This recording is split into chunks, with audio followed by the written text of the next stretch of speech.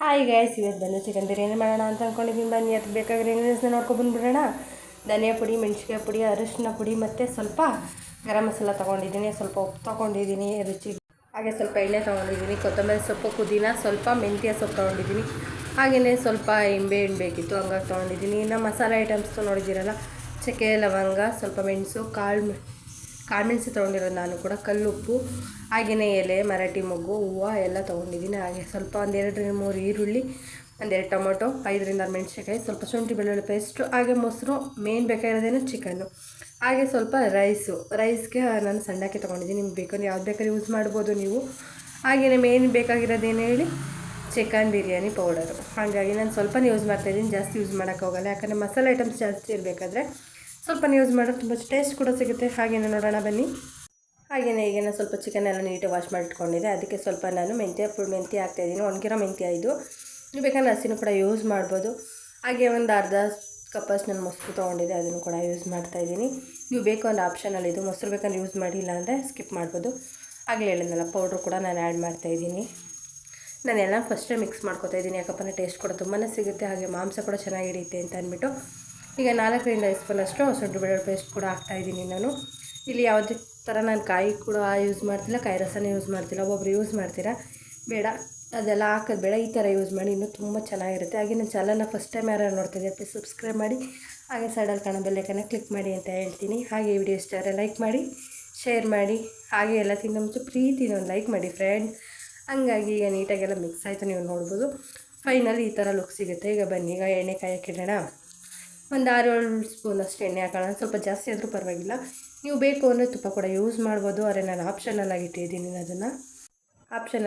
ಯಾಕಪ್ಪ ನಾನು ಜಾಸ್ತಿ ತುಪ್ಪ ಯೂಸ್ ಮಾಡಲ್ಲ, ಹಂಗಾಗಿ.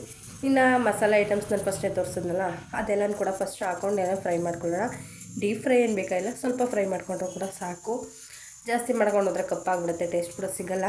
ಹಾಗಾಗಿ ಈಗ ನೀಟಾಗಿ ಸ್ವಲ್ಪ ಫ್ರೈ ಮಾಡ್ಕೊಂಡು ಒಂದು 2 ನಿಮಿಷ 2 ಸೆಕೆಂಡ್ ಆದರೂ ಕೂಡ ಸಾಕು. ಹಾಗಾಗಿ ಸ್ವಲ್ಪ ಅದು ಮಿಕ್ಸ್ ಮಾಡ್ಕೊಂಡು ಬಿಸಿ ಮಾಡಿಕೊಂಡ್ರೆ ಸಾಕು. ಒಬ್ಬೊಬ್ರು ಬೇಕಾದ್ರೆ ಆಮೇಲೆ ಕೂಡ ಹಾಕ್ತಾರೆ, ಇಲ್ಲ ಎಣ್ಣೆಲಿ ಫ್ರೈ ಮಾಡಿದ್ರೆ ತುಂಬ ಟೇಸ್ಟ್ ಕೂಡ ಸಿಗುತ್ತೆ. ಹಾಗಾಗಿ ನೀವು ಕೂಡ ಇದೇ ರೀತಿ ಮಾಡಿ ಅಂತ ಹೇಳ್ತೀನಿ ನಾನು. ಈಗ ನೆಕ್ಸ್ಟ್ ಬಂದು ಹಸಿಮೆಣ್ಸಿಕಾಯಿನ ಕೂಡ ಆ್ಯಡ್ ಮಾಡೋಣ. ನಾನು 5-6 ಮೆಣಸಿನ್ಕಾಯಿ ತೊಗೊಂಡಿದ್ದೆ, ಜಾಸ್ತಿ ತೊಗೊಂಡಿಲ್ಲ. ನಿಮ್ಗೆ ಖಾರ ಜಾಸ್ತಿ ಬೇಕು ಅಂದರೆ ಸ್ವಲ್ಪ ಜಾಸ್ತಿನೇ ತೊಗೊಳ್ಳಿ, ಏನಿಲ್ಲ, ಟೇಸ್ಟ್ ಕೂಡ ಸಿಗುತ್ತೆ ಅಂತ ಹೇಳ್ತೀನಿ. ಅದನ್ನು ಕೂಡ ತುಂಬಾ ನೀವು ಫ್ರೈ ಮಾಡಿಬಿಡಿ, ಮೆಣಸಿನ್ಕಾಯಿನ ಮೀಡಿಯಮ್ ಇರಲಿ. ಜಾಸ್ತಿ ಆದರೆ ಟೇಸ್ಟ್ ಕೂಡ ಸಿಗೋಲ್ಲ, ಅದು ಖಾರ ಕೂಡ ಬರೋಲ್ಲ ಅದು. ಹಂಗಾಗಿ ಸ್ವಲ್ಪನೇ ಫ್ರೈ ಮಾಡ್ಕೊಳ್ಳೋಣ ನಾವು. ಆಮೇಲೆ ನೆಕ್ಸ್ಟ್ ಬಂದು ನಾನು 3-4 ಈರುಳ್ಳಿ ತೊಗೊಂಡಿದ್ನಲ್ಲ, ಅದು ಉದ್ದಾಗಿ ಹಚ್ಚಿದ್ದೀನಿ. ನೀವು ಬೇಕಂದ್ರೆ ಸಣ್ಣ ಕೂಡ ಹಚ್ಕೋಬೋದು, ಇಲ್ಲ ಬೇರೆ ಶೇಪ್ ಕೊಡ್ತೀನಿ ಅಂದರೂ ಕೂಡ ಕೊಟ್ಕೋಬೋದು. ಹಾಗಾಗಿ ನಾನು ಈಗ ಅದು ಈರುಳ್ಳಿನ ಕೂಡ ಫ್ರೈ ಮಾಡ್ಕೋತಾ ಇದ್ದೀನಿ. ಗೋಲ್ಡ್ ಕಲರ್ ಬಂದರೆ ಸಾಕು, ಬೇರೆ ಯಾವ ಕಲರು ಬೇಡ, ಸಾಕು. ಅದಕ್ಕೆ ಫ್ರೈ ಮಾಡ್ಕೊಳ್ಳಿ ಅಂತ ಹೇಳ್ತೀನಿ. ಈಗ ನೀಟಾಗಿ ನಾವು ಫ್ರೈ ಮಾಡ್ಕೊಳ್ಳೋಣ, ಒಂದು 2-3 ನಿಮಿಷ. ಅದು ಕೂಡ ಬೇಗ ಫ್ರೈ ಆಗುತ್ತೆ. ಹಾಗಾಗಿ ನಾನು ಪಾತ್ರೆಲಿ ಮಾಡಿ ತೋರಿಸ್ತಾ ಇದ್ದೀನಿ ಇವತ್ತು, ಕುಕ್ಕರಲ್ಲಿ ಮಾಡ್ತಿಲ್ಲ. ನೆಕ್ಸ್ಟ್ ಟೈಮ್ ಮಾಡ್ಬೇಕಾದ್ರೆ ಕುಕ್ಕರಲ್ಲಿ ಕೂಡ ತೋರಿಸ್ತೀನಿ, ಆದರೆ ಬೇರೆ ರೆಸಿಪಿ ತೋರಿಸ್ತೀನಿ. ಹಂಗಾಗಿ ಇವಾಗ ನೀಟಾಗೆಲ್ಲ ಫ್ರೈ ಆಗಿದೆ, ನೀವು ನೋಡ್ಬೋದು. ಎಣ್ಣೆ ಅಂಶ ಕೂಡ ಬಿಡ್ತಿದೆ. ಹಾಗಾಗಿ ಈಗ ನಾನು 2 ಟೊಮೊಟೊ ಹಾಕ್ತಾಯಿದ್ದೀನಿ, 2-3 ಇದೆ ಟೊಮೊಟೊ. ಅದು ಪೂರ್ತಿ ಸಣ್ಣದಾಗಿ ಹಚ್ಚಿದ್ದೀನಿ ನಾನು. ನೀವು ಬೇಕಂದರೆ ದೊಡ್ಡದಾಗಿ ಕೂಡ ಹಚ್ಕೋಬೋದು. ನಾನು ಟೇಸ್ಟ್ ಬೇಡ, ಸಣ್ಣದಾಗಿರಲಿ ಅಂತ ಅಂದ್ಬಿಟ್ಟು ಚಿಕ್ಕದಾಗಿ ಹಚ್ಕೊಂಡಿದ್ದೀನಿ. ನೀವು ಕೂಡ ಈ ಥರ ಯೂಸ್ ಮಾಡ್ಬೋದು. ಈಗ ನೀಟಾಗಿ ಇದು ಕೂಡ ಎಲ್ಲ ಅರ್ಧಂಬರ್ಧ ಬೇಯಿಸಿ ಸಾಕು, ಪೂರ್ತಿ ಬೆಂದರೆ ಅಷ್ಟೇನು ಅನಿಸಲ್ಲ. ಅರ್ಧಂಬರ್ಧ ಬೆಂದ ತಕ್ಷಣ ನಾನು ಫಸ್ಟೇ ಮಿಕ್ಸ್ ಮಾಡಿಟ್ಕೊಂಡಿದ್ವಲ್ಲ ಚಿಕನ್ನು, ಅದನ್ನು ಈಗ ಆ್ಯಡ್ ಮಾಡ್ತಾಯಿದ್ದೀನಿ. ಅದನ್ನು ಒಂದು ಬೇಯಕ್ಕೆ ಬಿಡೋಣ, ಯಾಕಪ್ಪ ಅಂದರೆ ಅದ್ರ ಜೊತೆಲಿರೋ ಜಡ್ನಂಶ ಎಲ್ಲ ಹೋಗಬೇಕು. ಹಾಗಾಗಿ ಅದನ್ನು ನಾವೀಗ ಮಿಕ್ಸ್ ಮಾಡಿ ಬೇಯಕ್ಕೆ ಬಿಡೋಣ ಅಂತ ಹೇಳ್ಬಿಟ್ಟು ಬಿಡ್ತಾಯಿದ್ದೀನಿ ನಾನು.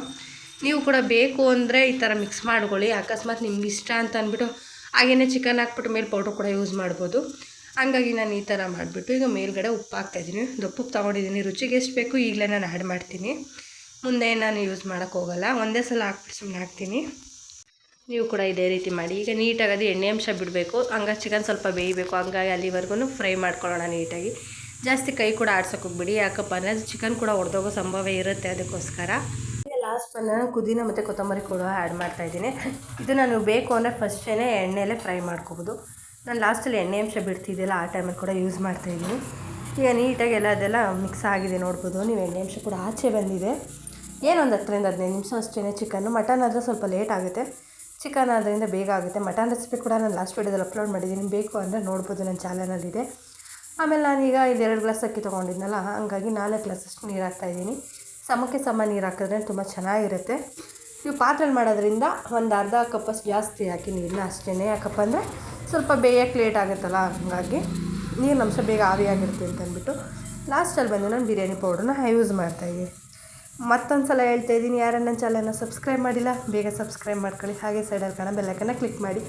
ಯಾಕಪ್ಪ ಅಂದರೆ ನಾನು ಮಾಡಿರೋ ವೀಡಿಯೋದು ಫಸ್ಟ್ ನೋಟಿಫಿಕೇಷನ್ ನಿಮಗೆ ಬರಬೇಕು ಅಂದರೆ ನೀವು ಬೆಲ್ಲೈಕನ್ನ ಕ್ಲಿಕ್ ಮಾಡಿರಲೇಬೇಕು, ಇಲ್ಲ ಅಂತಂದರೆ ಅದು ಬೇಗ ಬರೋಲ್ಲ. ಹಂಗಾಗಿ ನೀಟಾಗೆಲ್ಲ ಅಕ್ಕಿನ ವಾಶ್ ಮಾಡ್ಕೊಂಡಿದ್ದೆ, ಅದನ್ನು ಕೂಡ ಆ್ಯಡ್ ಮಾಡಿದೆ. ಲಾಸ್ಟಲ್ಲಿ ಅಕ್ಕಿ ಕೂಡ ಅನ್ನ ಬೆಂದಿದೆ ಅನ್ನೋ ಟೈಮಲ್ಲಿ ನಿಂಬೆ ರಸ ಕೂಡ ಆ್ಯಡ್ ಮಾಡಿದ್ದೀನಿ. ಈಗ ಇನ್ನೊಂದು 10 ನಿಮಿಷ ದಮ್ ಕಟ್ಟಿದ ತಕ್ಷಣ ಬಿರಿಯಾನಿ ರೆಡಿ. Thank you.